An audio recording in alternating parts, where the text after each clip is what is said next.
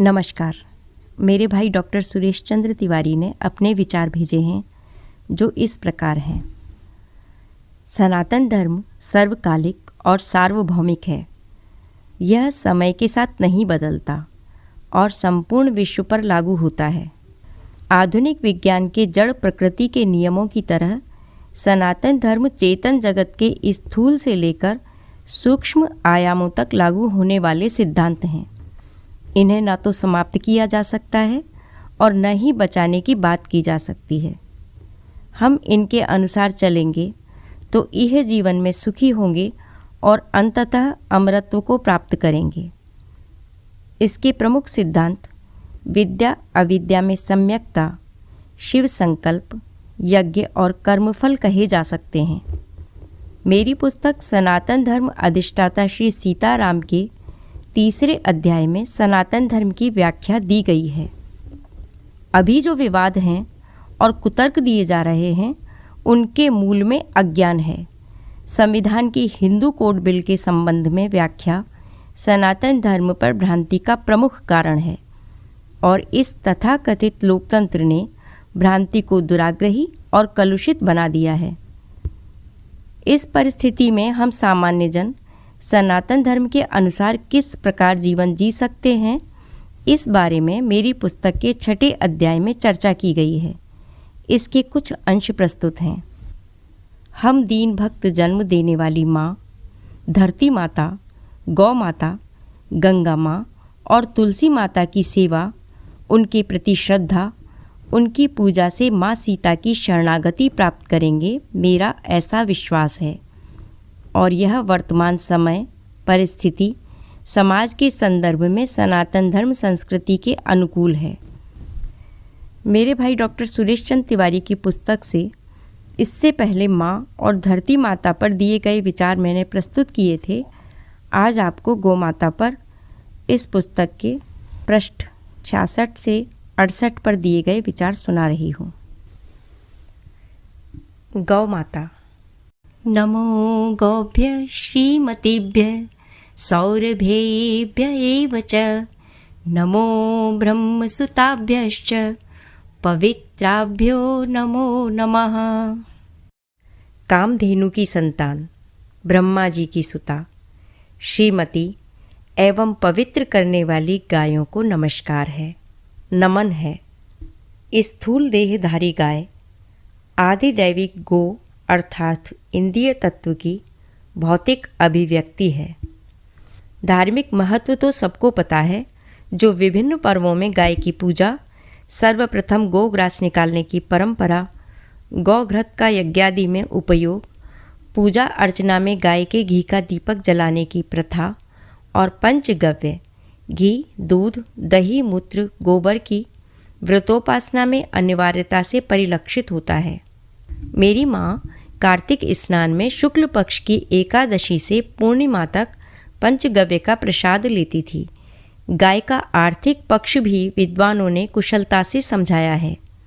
प्राचीन काल में गो आधारित कृषि और गौपालन से आत्मनिर्भर, सबको सुख देने वाली और धरती माता को संतुष्ट करने वाली व्यवस्था थी।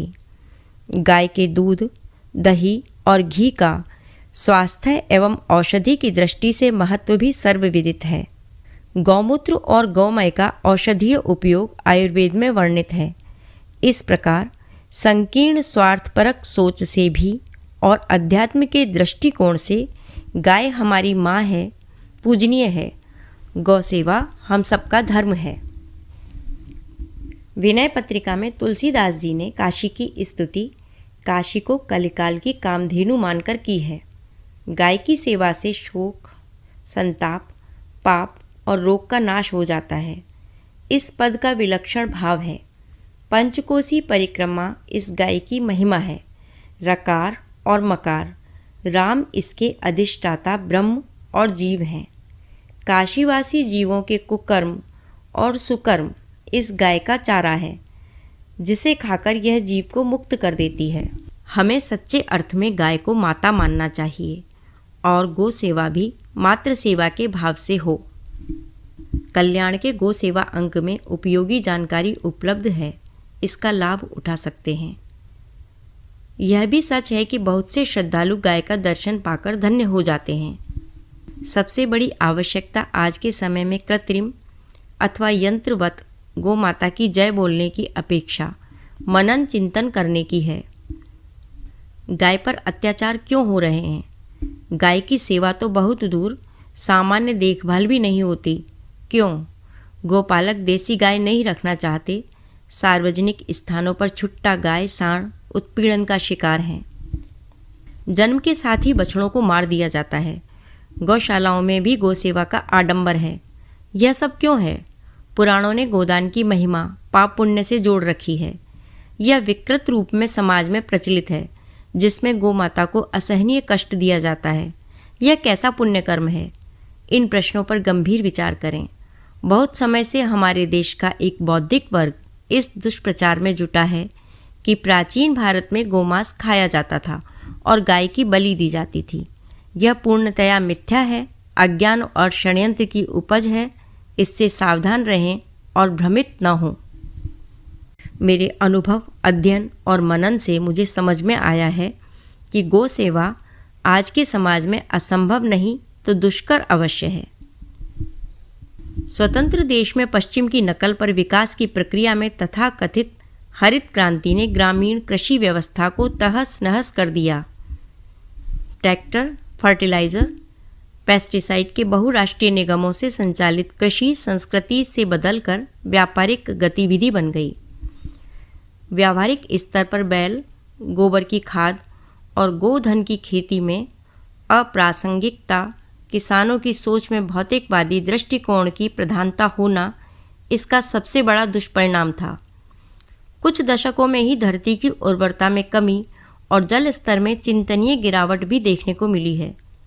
दूसरा विनाशकारी कदम था विदेशी गायों का भारत में दुग्ध उत्पादन के लिए सरकार द्वारा लाया जाना। साथ साथ शहर और गांव का आधुनिक विकास इस तरह हुआ कि गोचर भूमि समाप्त होती गई। घरों में गाय रखना कठिन होता गया। गौ मांस के निर्यात को सरकारी प्रोत्साहन, गौशाला के नाम पर पाखंड और विकास की अंधी दौड़ ने आज हमें ऐसे गर्त में पहुंचा दिया है कि व्यथा और निराशा के अतिरिक्त कुछ नहीं दिखता। वर्तमान संविधान आधारित राजनीतिक व्यवस्था और तथाकथित उच्च तकनीक विज्ञान आधारित जीवन शैली में गौ माता के लिए कुछ नहीं होगा, यह निश्चित है। ऐसे में हमें अपने स्तर पर सरकारी हस्तक्षेप से दूर रहकर कुछ करना होगा। इस दिशा में बढ़ने के लिए पहले तो हमारी यह आस्था होनी चाहिए कि वैदिक ऋषि मुनि जिन्होंने अध्यात्म और सनातन धर्म दिया, वे आज के भौतिक विज्ञानविदों की ज्ञान की सीमा से बहुत आगे था। गौ आधारित कृषि वैदिक संस्कृति का अभिन्न अंग थी। इसलिए नहीं कि वे अविकसित थे, अपितु इसलिए कि यह जीवन पद्धति प्रकृति, भौतिक जगत और आध्यात्मिकता का सम्यक एवं समग्र स्वरूप था। इसमें मातृभाव दैहिक, दैविक, भौतिक तीनों में व्याप्त था। आधुनिक समय में दो सुझाव हैं। पहला, श्रद्धालुजन गौ माता की सेवा के लिए ऐसे गांव बनाएं जहां पूर्ण आत्मनिर्भरता हो। गोचर भूमि, गो संवर्धन, गाय आधारित खेती, किसानी, यांत्रिक और आधुनिक तकनीकी उपभोक्तावाद का पूर्ण बहिष्कार एवं नवीन शिक्षण संस्थान जिनमें उपनिषद की जिज्ञासु परंपरा और इंटरनेट पर उपलब्ध जानकारी का योग्य शिक्षकों द्वारा उपयोग किया जाए। दूसरा, हम जिस गांव या शहर में रहते हैं वहां व्यक्तिगत स्तर पर गौ माता के कष्ट निवारण के लिए सजग हों और सामर्थ्य अनुसार कुछ करें। इसके साथ ही गौशाला की परंपरा से हटकर यदि समान विचार वाले श्रद्धालु मिल सकें तो अपने आवासीय क्षेत्र के आसपास गोचर भूमि खरीद कर उसमें गोपालक नियुक्त करें और दुग्ध उत्पादन, गोबर की खाद आदि के द्वारा इसे आर्थिक रूप से आत्मनिर्भर बनाएं। इसमें दान या सरकारी सहयोग ना लें, सब मिलकर अपने आर्थिक सहयोग से प्रारंभ करें। इसी प्रकार निजी घरों में यदि परिसर बड़ा है तो गाय रख सकते हैं और स्वयं गौ सेवा कर सकते हैं। भगवान कृष्ण ने गाय की सेवा बालपन से की, गोपाल कहलाए।